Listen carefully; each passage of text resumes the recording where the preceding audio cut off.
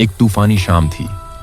बारिश खिड़की पर तेजी से गिर रही थी और नोबिता अपने कमरे में बैठा उदास था।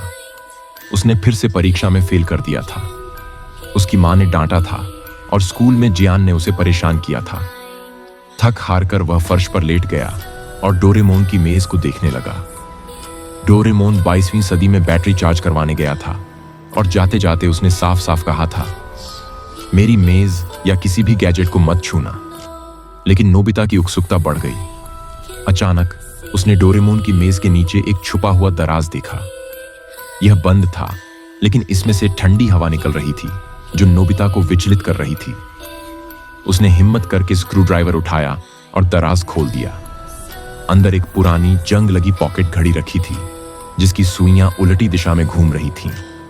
एक चेतावनी का नोट भी रखा था, इसे इस्तेमाल मत करो, यह खराब है। नोबिता ने कुछ पल सोचा, फिर हंसते हुए कहा, क्या बुरा हो सकता है, मैं बस समय को पीछे ले जाकर अपनी परीक्षा सुधार लूंगा। नोबिता ने घड़ी को उठाया और बगल के बटन को दबा दिया। अचानक दुनिया धुंधली हो गई और वह उसी सुबह पहुंच गया जब उसकी परीक्षा थी। इस बार उसने सभी सवाल सही हल किए। सब लोग उसकी तारीफ कर रहे थे, लेकिन अजीब चीजें होने लगीं। घर लौटते समय उसने देखा कि आसमान अजीब तरह से काला था, जबकि अभी सिर्फ दोपहर थी। पक्षी गायब थे।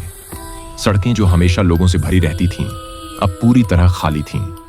जब वह घर पहुंचा तो उसकी मां ने उसे नमस्ते नहीं कहा। वह किचन में खड़ी थीं, उनकी पीठ उसकी तरफ थी। मां? नोबिता ने आवाज लगाई, लेकिन कोई जवाब नहीं मिला। अचानक उनका शरीर झटके लेने लगा और उन्होंने धीरे धीरे मुड़कर उसकी ओर देखा। उनका चेहरा भयानक रूप से डरावाना था और उनके होंठ पर अजीब सी मुस्कान थी। तुमने इसे छूना नहीं चाहिए था, उन्होंने एक अजीब ठंडी आवाज में कहा। नोबिता चीखता हुआ अपने कमरे की ओर भागा और दरवाजा बंद कर लिया। सांसें थामते हुए उसने देखा कि डोरेमोन की मेज हल्की रोशनी में चमक रही थी। वह घड़ी फिर से वहीं रखी हुई थी, जैसे वह खुद लौट आई हो। अचानक कमरे में एक गहरी डरावनी आवाज गूंजी, जितना तुम समय को बदलोगे उतना ही समय तुम्हें बदलेगा।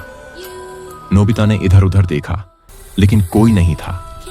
घड़ी तेजी से टिक टिक कर रही थी और उसकी सुइयां तेजी से घूमने लगीं। इससे पहले कि वह कुछ समझ पाता, घड़ी ने उसे फिर से समय में खींच लिया। इस बार नोबिता खुद को एक अजीब अतीत में पाया। सड़कें खाली थीं, लेकिन इमारतें पुरानी और खंडहर जैसी लग रही थीं। उसने जियान और सुनियो को देखा, लेकिन उनके चेहरे सफेद और आंखें खोखली थीं।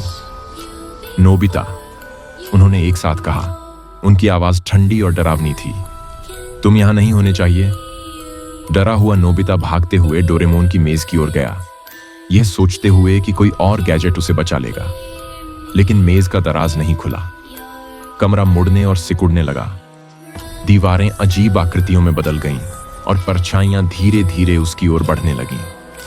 तभी डोरेमोन की आवाज गूंजी, मैंने तुम्हें गैजेट न छूने के लिए कहा था। यह घड़ी समय खराब है।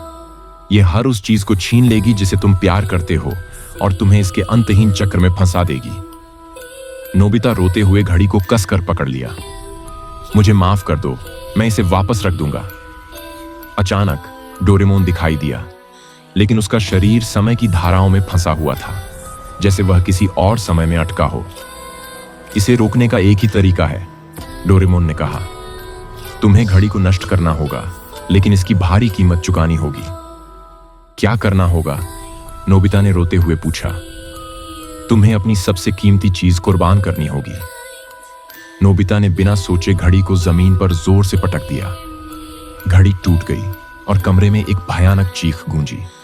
कमरा फिर से नॉर्मल हो गया। नोबिता ने राहत की सांस ली। सूरज चमक रहा था। उसकी मां उसे खाने के लिए बुला रही थी और सब कुछ ठीक लग रहा था।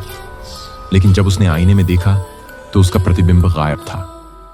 नोबिता, डोरेमोन ने धीरे से कहा, तुम्हारी आत्मा इसकी कीमत चुकाई है। अब तुम मौजूद हो, लेकिन केवल एक परछाई की तरह। उस दिन के बाद नोबिता एक अधूरी जिंदगी जीने लगा, जिसे कोई देख या महसूस नहीं सकता था।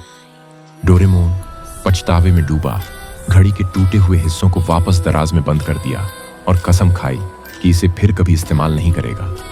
लेकिन दराज के अंदर घड़ी की टूटी हुई सुइयां फिर से टिक टिक करने लगी।